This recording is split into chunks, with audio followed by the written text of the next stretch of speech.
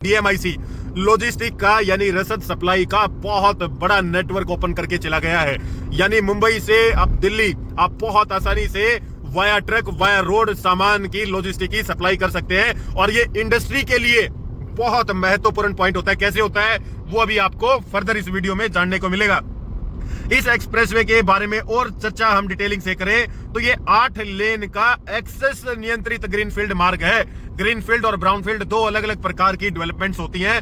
बात के लिए इस डीएमआईसी का अर्थ है कि यहाँ निर्मित माल कुछ ही घंटों के भीतर बंदरगाहों तक पहुंच सकेगा। हमने आपको बताया कि मुंबई बहुत बड़ा इंपोर्ट एक्सपोर्ट का हब है और यहाँ फरीदाबाद या दिल्ली आसपास सोना में जो इंडस्ट्रीज लगी हुई है उन्हें करना है एक्सपोर्ट का काम। तो डीएमआईसी वाया ट्रक उनके सामान को 12 घंटे में बंदरगाह तक पहुंचा सकता है और यही एक इंफ्रा की मजबूती को दिखाता है। इससे रसद की लागत में लगभग 70% तक की कमी आने की संभावना है। दिल्ली मुंबई औद्योगिक कॉरिडोर अगर एक वैश्विक विनिर्माण हब की कल्पना करके आपको बताएं तो $100 बिलियन हमने बताया कि 1 लाख करोड़ के आसपास का निवेश ये भारत और जापान का एक संयुक्त वेंचर है। यानी डीएमआईसी को जो बनाया गया ना ये भारत और जापान ने मिल करके इसे बनाया गया। फर्स्ट टाइम आप लोगों को ये चीज आप सुनने को मिली होगी। अभी तक लगता होगा कि सिर्फ भारत ने इसे बनाया है, नहीं परिवार, जापान का भी इसमें एक बहुत बड़ा हाथ है। इसका लक्ष्य एक ऐसा औद्योगिक प्रभाव क्षेत्र बनाना है जो भारत के निर्यात को 4 गुना और औद्योगिक उत्पादन को 3 गुना कर सके। ये डीएमआईसी की कैपेबिलिटीज दिखाता है। नीरज भाई विश्राम एवं सेवा क्षेत्र पर लेना, कुछ खाना पीना देखेंगे वहां। तो ये एक प्रकार से कुंडली, यहां से आप देखिए डीएमआईसी से आपको कुंडली जाना है तो 1 किलोमीटर पर लेफ्ट ले लीजिए। पलवल के लिए आप लोग सीधा ले सकते हैं और ये वो सेक्शन आता है, ये क्लोरलीफ, ये देख लीजिए इसी के पैरेलल ये वेस्टर्न पेरिफेरल एक्सप्रेसवे और यहां से जब हम लोग इस क्लोरलीफ से लेंगे लेफ्ट साइड में तो हम पहुंच जाएंगे परिवार सीधा फरीदाबाद की तरफ। ये मैप आता है। तो आज ये वो क्लोरलीफ भी हमने आपको दिखा दिया है जहां से डीएमआईसी से एग्जिट मिलता है फरीदाबाद के लिए और यहां से सीधा जाएंगे तो दिल्ली मुंबई एक्सप्रेसवे हमें कहां तक लेकर के जाएगा परिवार, ये देख लेते हैं एक बार। ये शायद राजस्थान की तरफ निकल गया आगे की तरफ ना, यहाँ आगे की तरफ राजस्थान आप लोग चले जाएंगे और ये लेफ्ट साइड में यहां से हम लोग फरीदाबाद और इस क्लोरलीफ से फरीदाबाद के सेक्टर 27 के रास्ते की अगर बात करें तो लगभग 30 मिनट का हमें यहां से ये सफर दिखा रहा है परिवार। रिव्यू करवा देते हैं कहां से हम लोग चले थे और कहां पर अभी हम पहुंच चुके हैं। तो ये जो NE4 देख रहे हैं ना आप, ये सोना से पहले डीएमआईसी के लिए एंट्री है। यहाँ से एंट्री लिया और इस सेक्शन पर आकर के ये मंदकोला, यहाँ पर हमने जो है खलीलपुर गांव भी यही आता है, यहाँ से हमने इंटरचेंज किया और डीएनडी पर हम लोग चल पड़े परिवार।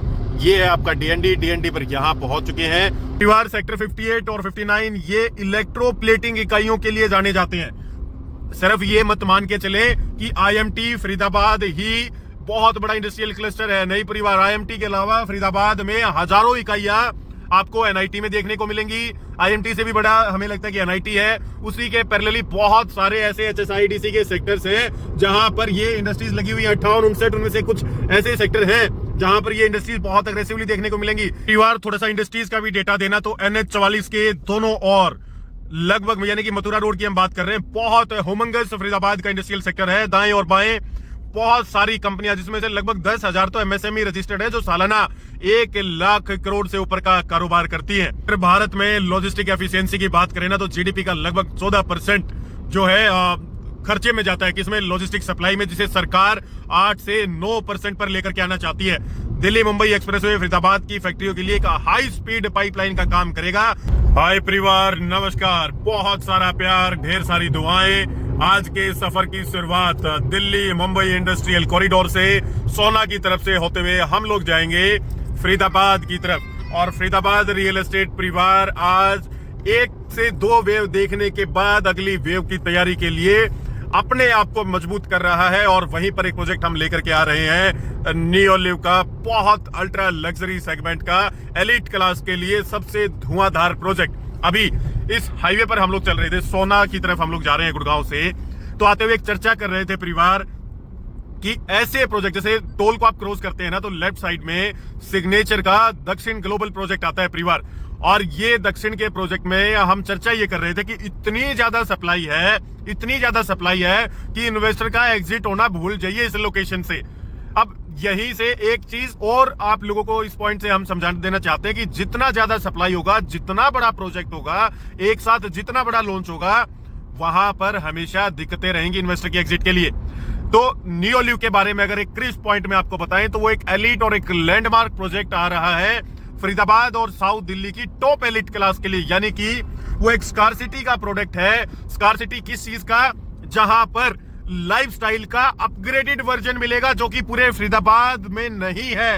हम तो ये कह रहे हैं कि एनसीआर का इकलौता लैंडमार्क राइज हो रहा है आफ्टर सेंट्रल पार्क सोना, जो फरीदाबाद में आग लगा देगा। लेकिन पूरी सीरीज कवर कर रहे हैं, पूरा फरीदाबाद रियल एस्टेट कवर कर रहे हैं, सारी चीजें आपको दिखा रहे हैं, डेटा एनालिटिक्स के साथ एक एक चीज का काउंटर करने के लिए तैयार हैं। यहां से चलेंगे लेफ्ट साइड में, मुंबई वडोदरा के लिए लेफ्ट और सोना और नू के लिए राइट साइड में हमें जाना पड़ेगा।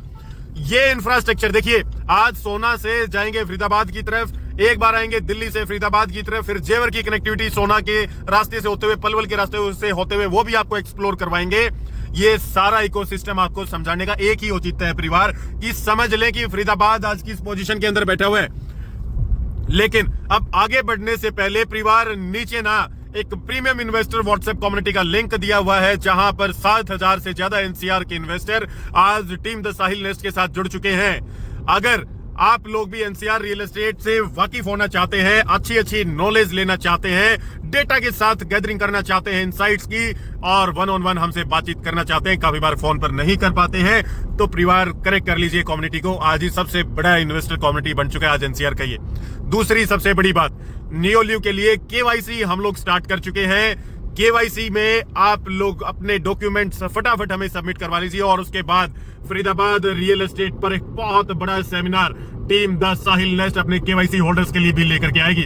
अब शुरुआत करते हैं दिल्ली वडोदरा मुंबई एक्सप्रेस वे की थोड़ी सी डिटेल्स के साथ, और आसपास का माहौल तो आप लोगों को हम लोग दिखाते हुए चलेंगे। यहां पर अगर आप देखेंगे ना तो अभी चारों तरफ दबा करके एग्रीकल्चर जोन आपको डीएमआईसी के साथ में देखने को मिलेगा। लेकिन डीएमआईसी किस लिए बनाया गया, क्या इसका इंपैक्ट है, क्या सिर्फ एक ये रूट है जिस पर गाड़ियां आ जा सकती है, क्या इसका फायदा होगा, सब डिटेल शेयर करेंगे। बने रहे हमारे साथ।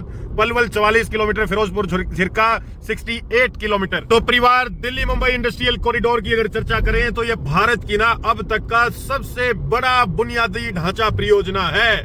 मतलब एक ऐसा हुमंगस इंफ्रास्ट्रक्चर इसे बनाने की कल्पना जब की गई होगी ना, तो जिसने सोचा होगा उसने भी कम से कम 3 बार सोचा होगा कि क्या इस इंफ्रास्ट्रक्चर को बनाया जा सकता है। मतलब कि ये हुमंगस इंफ्रा, और इसकी टोटल लंबाई 1386 किलोमीटर 1386 किलोमीटर है। यह एक्सप्रेसवे दिल्ली डीएनडी फ्लाईवे को मुंबई जेएनपीटी पॉइंट से जोड़ता है। डीएनडी फ्लाईवे भी आपको दिखाएंगे। दिल्ली से जब हम लोग चलेंगे ना फरीदाबाद के लिए, तो उस दिन आपको डीएनडी का एरिया हम लोग कवर करवाने वाले हैं। इसी के साथ में यही एक्सप्रेसवे 6 राज्य दिल्ली, हरियाणा, राजस्थान, मध्य प्रदेश, गुजरात और महाराष्ट्र से होकर के गुजरता है। बहुत बड़ा इकोसिस्टम NH 44 के बाद NH 44 कश्मीर से कन्याकुमारी को जोड़ता है, पर कम हमारा डीएमआईसी भी नहीं है। 6 राज्यों से होकर के गुजरता है ये इंफ्रा। फरीदाबाद के संदर्भ में इस एक्सप्रेसवे का सबसे महत्वपूर्ण हिस्से की अगर बात करें तो सेक्शन 1 है, जो डीएनडी फरीदाबाद और केएमपी मार्ग के रूप में जाना जाता है। केएमपी की कनेक्टिविटी हम आपको दिखा चुके हैं। आज ये कहां पर केएमपी की तरफ कनेक्ट करेगा, नहीं करेगा, वो भी आपको समझ आ जाएगा। यानी सोना से फरीदाबाद की तरफ आप लोग जाएंगे तो लगभग हमें जो समय दिखा रहे हैं, सेक्टर 27 का हमने लोकेशन पर रूट डाला है, और 47 मिनट का सोना से रास्ता दिखाता है। यानी कि लगभग 40 मिनट में हम सोना से फरीदाबाद के बिल्कुल आउटर सेक्शन, 40 में क्या 35 मिनट में पहुंच जाएंगे। और बिल्कुल इनसाइड में जाना है, अंदर के फरीदाबाद, पुराने फरीदाबाद में जाना है तो 47, 48, 50 मिनट का आपको समय लगने वाला है। ये जो सेक्शन की हम बात कर रहे थे, डीएनडी और फरीदाबाद और केएमपी मार्ग, जो कि सेक्शन 1 है, ये 59 किलोमीटर लंबा हिस्सा जो है फरीदाबाद को केवल दिल्ली से नहीं बल्कि वैश्विक रसद यानी कि लॉजिस्टिक नेटवर्क से जुड़ता है, और लॉजिस्टिक का ही सबसे बड़ा खेल होता है।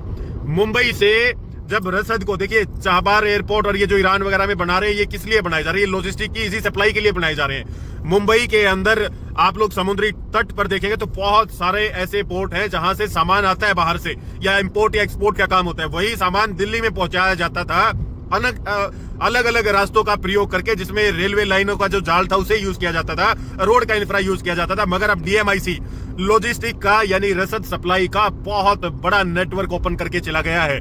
यानी मुंबई से अब दिल्ली आप बहुत आसानी से वाया ट्रक वाया रोड सामान की लॉजिस्टिक की सप्लाई कर सकते हैं और ये इंडस्ट्री के लिए बहुत महत्वपूर्ण पॉइंट होता है। कैसे होता है वो अभी आपको फर्दर इस वीडियो में जानने को मिलेगा। इस एक्सप्रेसवे के बारे में और चर्चा हम डिटेलिंग से करें तो ये 8 लेन का एक्सेस नियंत्रित ग्रीनफील्ड मार्ग है। ग्रीनफील्ड और ब्राउनफील्ड दो अलग अलग प्रकार की डेवलपमेंट्स होती हैं।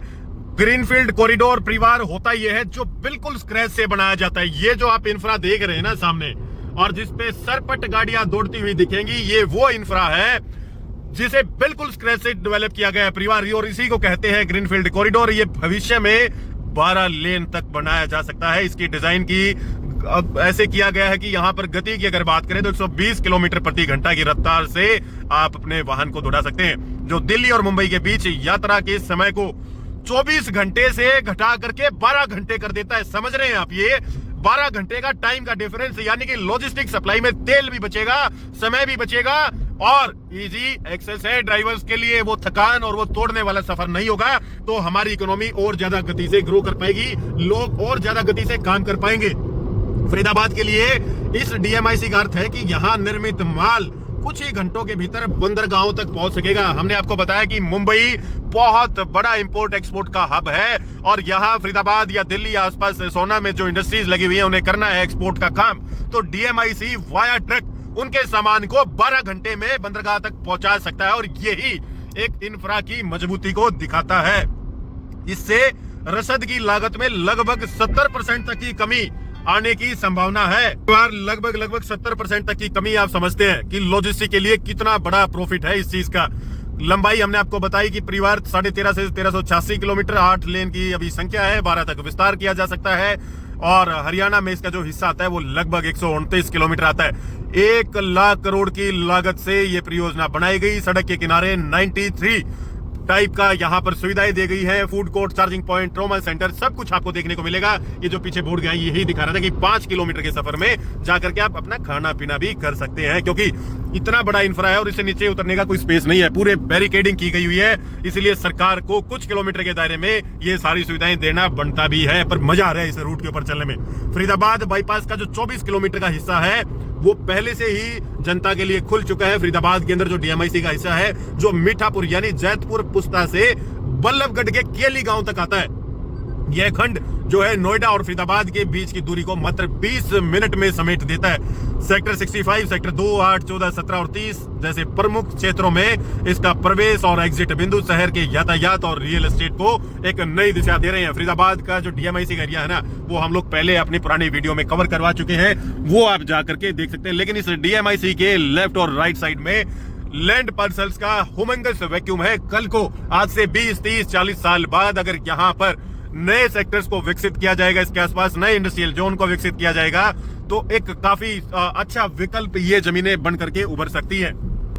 दिल्ली मुंबई औद्योगिक कॉरिडोर अगर एक वैश्विक विनिर्माण हब की कल्पना करके आपको बताएं तो $100 बिलियन हमने बताया कि 1 लाख करोड़ के आसपास का निवेश, ये भारत और जापान का एक संयुक्त वेंचर है। यानी डीएमआईसी को जो बनाया गया ना, ये भारत और जापान ने मिल करके इसे बनाया गया। फर्स्ट टाइम आप लोगों को ये चीज आप सुनने को मिली होगी, अभी तक लगता होगा कि सिर्फ भारत ने इसे बनाया है, नहीं परिवार, जापान का भी इसमें एक बहुत बड़ा हाथ है। इसका लक्ष्य है एक ऐसा औद्योगिक प्रभाव क्षेत्र बनाना है जो भारत के निर्यात को 4 गुना और औद्योगिक उत्पादन को 3 गुना कर सके। ये डीएमआईसी की कैपेबिलिटीज दिखाता है। नीरज भाई विश्राम एवं सेवा क्षेत्र पर लेना है, कुछ खाना पीना देखेंगे वहां। तो ये एक प्रकार से कुंडली, यहां से आप देखिए डीएमआईसी से आपको कुंडली जाना है तो 1 किलोमीटर पर लेफ्ट ले लीजिए, पलवल के लिए आप लोग सीधा ले सकते हैं। और ये वो सेक्शन आता है, ये क्लोरलीफ, ये देख लीजिए, इसी के पैरेलल ये वेस्टर्न पेरिफेरल एक्सप्रेसवे, और यहां से जब हम लोग इस क्लोरलीफ से लेंगे लेफ्ट साइड में तो हम पहुंच जाएंगे परिवार सीधा फरीदाबाद की तरफ। ये मैप आता है। तो आज ये वो क्लोरलीफ भी हमने आपको दिखा दिया है जहां से डीएमआईसी से एग्जिट मिलता है फरीदाबाद के लिए, और यहां से सीधा जाएंगे तो दिल्ली मुंबई एक्सप्रेसवे हमें कहां तक लेकर के जाएगा परिवार, ये देख लेते हैं एक बार। ये शायद राजस्थान की तरफ निकल गया आगे की तरफ ना, यहाँ आगे की तरफ राजस्थान आप लोग चले जाएंगे और ये लेफ्ट साइड में यहां से हम लोग फरीदाबाद, और इस क्लोरलीफ से फरीदाबाद के सेक्टर 27 के रास्ते की अगर बात करें तो लगभग 30 मिनट का हमें यहां से ये सफर दिखा रहा है परिवार। हमने एक चीज आपको बताई कि भारत का जो निर्यात है उसे 4 गुना करने के लिए, निर्यात को 4 गुना और उत्पादन को 3 गुना करने के लिए ये DMIC का जाल बिछाया गया। और ये देख लीजिए परिवार, मतलब क्या इंफ्रास्ट्रक्चर तैयार किया है गवर्नमेंट ने, जबरदस्त। और साथ में जापान की मिली भगत भाई लेफ्ट यहां से। गाजियाबाद 69, नोएडा 66 और दिल्ली यहां से पड़ता है 64 किलोमीटर और फरीदाबाद आपका यहां से पड़ेगा 35 किलोमीटर। अब फरीदाबाद जो है इस गलियारे का एक बहुत इंपॉर्टेंट पार्ट है, क्योंकि ये वेस्टर्न डेडिकेटेड फ्रेट कॉरिडोर के उच्च प्रभाव वाले क्षेत्र 150 किलोमीटर के भीतर में स्थित है। वेस्टर्न डेडिकेटेड फ्रेट कॉरिडोर, अगर इसे समझना चाहते हैं क्या है ये चीज, और इसका 150 किलोमीटर का जो दायरा दिया गया है जिसमें हाई पोटेंशियल जोन में फरीदाबाद को रखा गया है, तो आप हमें नीचे दिए गए हमारे नंबर पर संपर्क कर सकते हैं। डिटेलिंग में आपको वो सारी चीजें बताई जाएंगी। DMIC के तहत फरीदाबाद को एक लाइट इंजीनियरिंग क्लस्टर के रूप में पहचान दी गई है। Light engineering cluster, heavy engineering cluster और मीडियम इंजीनियरिंग क्लस्टर, 3 प्रकार के क्लस्टर आप लोगों को गवर्नमेंट की डिक्शनरी में देखने को मिलेंगे। अभी फरीदाबाद उसमें से लाइट इंजीनियरिंग क्लस्टर के रूप में देखा गया है। इसका मतलब है कि शहर अब केवल पारंपरिक ऑटोमोबाइल पार्ट तक सीमित नहीं रहेगा, बल्कि यह रक्षा, एरोस्पेस और उच्च तकनीकी विनिर्माण का केंद्र बनेगा। बहुत बड़ी ये इंपॉर्टेंट खबर आप लोगों के लिए है कि सिर्फ और सिर्फ अब ऑटोमोबाइल तक ही सीमित नहीं रहेगा फरीदाबाद। यहाँ पर एरोस्पेस और डिफेंस से रिलेटेड बहुत सारी इंडस्ट्रीज का सेटअप आपको देखने को मिलेगा। और ये फरीदाबाद की औद्योगिक इकाइयों को सीधे वैश्विक आपूर्ति श्रृंखला, जिसे कहा जाता है इंग्लिश में ग्लोबल सप्लाई चेन, उसे जोड़ने का काम करता है। यानी फरीदाबाद में आप लोग बनाएंगे अपनी इंडस्ट्री में सामान, सीधा DMIC से लेकर के जाया जाएगा मुंबई के बंदरगाह और वहां से एक्सपोर्ट कर दिया जाएगा विदेशों तक। तो ये इस गलियारे की खूबसूरती है परिवार। तो ये पीछे आप लोगों ने वेस्टर्न पेरिफेरल एक्सप्रेसवे के पास में क्लस्टर देखा जो इंटरचेंज का, इसे खलीलपुर इंटरचेंज कहा जाता है। वेस्टर्न पेरिफेरल एक्सप्रेसवे के साथ में यहाँ पर आप लोग इसका DMIC का मर्जर भी देख पाएंगे। ये इस गांव खलीलपुर गांव में एक विशाल डबल ट्रम्पेट इंटरचेंज बनाया हुआ है। वो जाल आप लोगों ने वहां पर देखा होगा। ये एक्सप्रेसवे KMP एक्सप्रेसवे से मिलता है और यही एक रणनीतिक बिंदु है जो यात्री को मानेसर की औद्योगिक बेल्ट या पलवल के रसद केंद्रों की यानी कि लॉजिस्टिक केंद्र की तरफ ले जाने का विकल्प आपको देता है। आप कुंडली भी जा सकते हैं, वो भी एक इंडस्ट्रियल बेल्ट है। आप मानेसर भी जा सकते हैं, वो भी एक इंडस्ट्रियल बेल्ट है। आप फरीदाबाद भी जा सकते हैं, वो भी एक इंडस्ट्रियल बेल्ट है। यानी कि DMIC और KMP का ये जो इंटरचेंज है ना, ये अपने आप में आम जनता को कुछ नहीं लगता होगा, लेकिन जो इंडस्ट्रियल सेगमेंट के लोग हैं ना, उन्हें इसकी अहमियत और खासियत पता है कि क्या इंपैक्ट इसने उनके रोजगार, उनकी इंडस्ट्रीज पर डाला है। परिवार जिस हिस्से पर हम लोग चल रहे हैं ना, जब फरीदाबाद की तरफ आप जाते हैं, इंटरचेंज से लेफ्ट लेते हैं, तो इसे DND, Delhi Noida direct route और KMP एक्सप्रेसवे का एक नाम दिया गया है, DND KMP एक्सप्रेसवे। और ये सीधा जाकर के कैल गांव बोला जाता है वैसे, वहां पर NH44 के साथ इंटरसेक्ट होता है। वो पॉइंट भी आज आप लोगों को दिखाने वाले हैं परिवार। इसी रूट के ऊपर चलेंगे आज, ये नहीं छोड़ने है हम लोगों को, यही आपको दिखाएंगे। ये देख लीजिए, यहाँ पर NH44 फरीदाबाद में एंट्री करने पर ये कैल गांव के आसपास कहीं पर इसका मर्जर होता है। लेफ्ट जाएंगे तो NH44 पर और राइट साइड जाएंगे तो इसके बाहर होते होते आप लोग यहां से एग्जिट लेकर के और सीधा सेक्टर, हमें जाना है सेक्टर 27, तो यहां पहुंच सकते हैं। ये सारा इस सफर का आज आप लोगों को विश्लेषण करवाने वाले हैं। हम लोग तो ऑब्जर्व कर रहे हैं चीजों को। ये हुमंगस लैंड का इंफ्रा इसके दाएं और बाएं देखने को मिलेगा। मजा आ रहा है यहाँ पर चलने में। सीधा अब कैल गांव मिलते हैं परिवार आप लोगों को। मैप में आप लोगों को थोड़ी सी पुरानी यादें ताजा करवा देते हैं। ये आप लोगों ने रूट देखा होगा, हम लोग वेस्टर्न पेरिफेरल एक्सप्रेसवे से भी आए हैं। लास्ट की कुछ वीडियो देखेंगे ना, तो वेस्टर्न पेरिफेरल एक्सप्रेसवे से आए हैं और इस पॉइंट पर यहाँ पर हमने इस इंटरसेक्शन पर एक्सचेंज किया है। राइट साइड में मिले तो सीधा हम लोग पलवल पहुंचते हैं। अब पलवल से अब आप यहाँ से भी जा सकते हैं परिवार। ये जो जैंतापुर का रास्ता है ना, यहाँ से एंट्री पॉइंट है और इससे राइट में जाएंगे तो पलवल की भी अच्छी कनेक्टिविटी है सोना की तरफ से। लेकिन आज ये KMP की बजाय हम DND फ्लाईओवर का रास्ता सफर आप लोगों को दिखा रहे हैं। ये देख लीजिए मालगाड़ी। इस तरीके से भारत का लॉजिस्टिक इंफ्रा दिन दोगुनी रात चौगुनी तरक्की करता हुआ जा रहा है परिवार। बहुत जबरदस्त मजा आएगा आप लोगों को आज के समय जब आप घर से निकलते हैं और ऐसे ऐसे इंफ्रा ऐसे रूट पर चलते हैं तो दिल बाग बाग हो जाता है। तो रिव्यू करवा देते हैं कहाँ से हम लोग चले थे और कहाँ पर अभी हम पहुंच चुके हैं। तो ये जो NE4 देख रहे हैं ना आप, ये सोना से पहले DMIC के लिए एंट्री है। यहाँ से एंट्री लिया और इस सेक्शन पर आकर के ये मंदकोला, यहाँ पर हमने जो है खलीलपुर गांव भी यही आता है, यहाँ से हमने इंटरचेंज किया और DND पर हम लोग चल पड़े परिवार। ये है आपका DND पर यहाँ पहुंच चुके हैं और यहीं पर आकर के 148 NA और NH44 का मर्जर होगा। ये इंफ्रास्ट्रक्चर को समझने का सिर्फ इतना सा खेल है कि हम भविष्य को नाप पाए, भविष्य को तोल पाए इस इंफ्रा के बलबूते की ये जो इंफ्रा है ये किस तरीके से इंपैक्ट डालेगा। फरीदाबाद की जो कनेक्टिविटी है, कहां से लोग आ रहे हैं, क्यों लोग आएंगे इस बेल्ट में, कितना आसान है उनके लिए फरीदाबाद में आना, क्या माइग्रेशन पैटर्न है, वो सारी चीजें हम लोग इन अलग अलग रास्तों से होते हुए जाते हैं, उन चीजों को समझते हैं, आसपास के गांव, आसपास के खाली एरिया को, सारे माहौल को देखते हैं और फिर चीजों का एनालिसिस करते हैं। और इसीलिए पूरा फरीदाबाद इस तरीके से किसी ने कवर नहीं करवाया होगा परिवार, जो हमने आप लोगों को दिखा दिया है।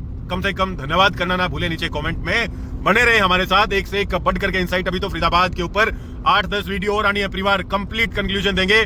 लेकिन नियोल्यू हमारा यहाँ पर वो लैंडमार्क प्रोजेक्ट रहेगा जिसके लिए ये भागा दौड़ी और ये मेहनत की जा रही है। तो परिवार ये वो सेक्शन है जहां हम लोग फरीदाबाद में एंट्री ले चुके हैं। और यहां से ये देख लीजिए, यहां से जब आप पीछे की तरफ जाएंगे ना तो पलवल की तरफ जा सकते हैं, लेकिन अभी इसी डीएनडी पर यानी कि फरीदाबाद के बाहर बाहर हम लोग जा रहे हैं। और यहीं पर वो कैलगांव है, ये राइट साइड में कैलगांव आता है और ये फरीदाबाद के बिल्कुल बाहरी एरिया को कवर करता है। ये देख लीजिए परिवार, NH44 और ये डीएनडी जहां पर सेक्टर 3, 8, 9, सेक्टर 15, 16 ये सेक्टर लगते हैं इसके लेफ्ट साइड में, यानी कि ये सेक्टर हमारे लेफ्ट में आएंगे। बल्लभगढ़ के सेक्टर है ये, बल्लभगढ़ के अंदर हमने अभी एंट्री की है। फिर राइट साइड में फरीदाबाद के सेक्टर 84, 85, 86, 87, 88, सेक्टर 75, 76 ये सारे सेक्टर्स आ जाते हैं हमारे इसके राइट में। अभी भी हम लोग चल रहे हैं डीएनडी केएमपी एक्सप्रेसवे पर, और जब एंट्री करते हैं ना तो लेफ्ट साइड में ये इंडस्ट्रियल सेक्टर्स आ जाते हैं। सेक्टर 58, 59, 57, 56, सेक्टर 55 ये सारे सेक्टर हम आप लोगों को कवर करवा चुके हैं 55 तक। 57, 58, 59 सेक्टर के बारे में भी अगर बात करें, परिवार सेक्टर 58 और 59 ये इलेक्ट्रोप्लेटिंग इकाइयों के लिए जाने जाते हैं। सिर्फ ये मत मान के चले कि आईएमटी फरीदाबाद ही बहुत बड़ा इंडस्ट्रियल क्लस्टर है, नहीं परिवार। आईएमटी के अलावा फरीदाबाद में हजारों इकाइयां आपको एनआईटी में देखने को मिलेंगी। आईएमटी से भी बड़ा हमें लगता है कि एनआईटी है। उसी के पैरेलली बहुत सारे ऐसे एचएसआईडीसी के सेक्टर्स हैं जहां पर ये इंडस्ट्रीज लगी हुई है। 58, 59 उनमें से कुछ ऐसे सेक्टर हैं जहां पर ये इंडस्ट्रीज बहुत अग्रेसिवली देखने को मिलेंगी। इसके अलावा सेक्टर 24 और 25, ये सेक्टर 58 है, इसके बैक साइड में लेफ्ट साइड में ही सेक्टर 25 भी है। और अगर सेक्टर 24 की बात करें तो लगभग 664 एकड़ में फैला हुआ है। 409 से अधिक औद्योगिक प्लांट हैं, जबकि सेक्टर 25 540 एकड़ में 173 प्लॉट के साथ स्थापित किया गया है। मुख्य रूप से वहां सीट मेटल, कास्टिंग और भारी मशीनरी का निर्माण होता है।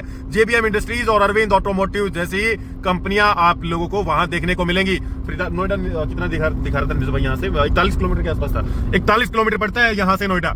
सेक्टर 58 और 59 की अगर बात करें तो 58 में लगभग 323 प्लॉट हैं और सेक्टर 59 में 191 प्लॉट हैं। यहाँ रबड़, मेडिकल इक्विपमेंट और इलेक्ट्रिकल्स का एक प्रमुख केंद्र आपको देखने को मिलेगा।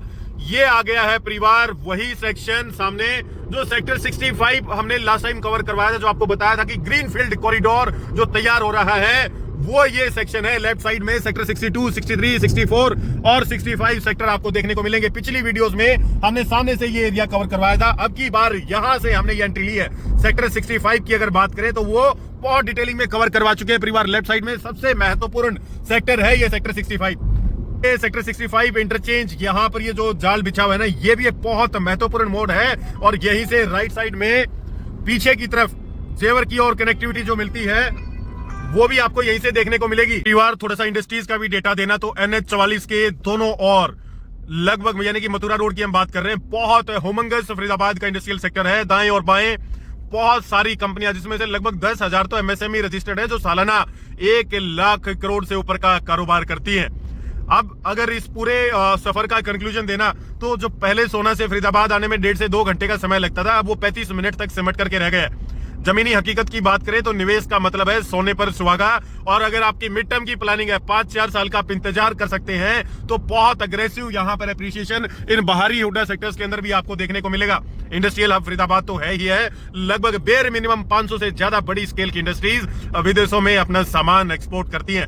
अगले 5 साल में इस डीएमआईसी कॉरिडोर के कारण 5 लाख नए रोजगार पैदा होने का अनुमान है, क्योंकि इसी बेल्ट के दाएं और बाएं नए लॉजिस्टिक हब और वेयर हाउसेज बहुत अग्रेसिवली बनते हुए आप लोगों को दिखेंगे।